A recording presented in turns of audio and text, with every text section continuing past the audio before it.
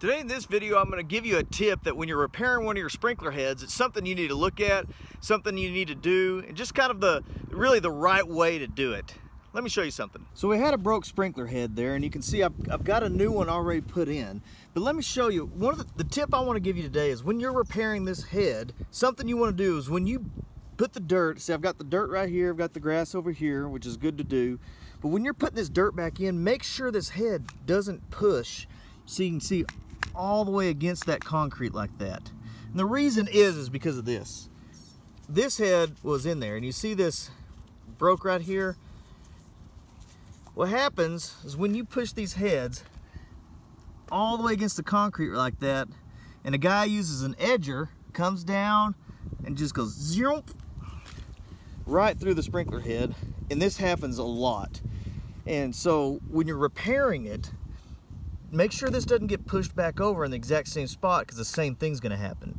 So let me show you how you want to put this dirt in.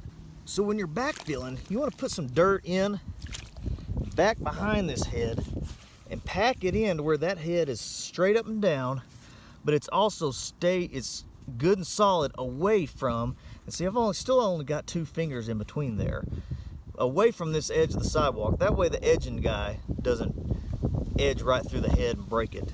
But also when you're installing a sprinkler system, you're doing heads next to a sidewalk like this, when you're doing the initial install, make sure that those heads aren't right on that edge. And in fact, in Texas, the rule is you've got to keep those heads 4 inches away from the side. And I've seen some inspectors actually that come and measure and check to see if those heads are 4 inches from any hard surface.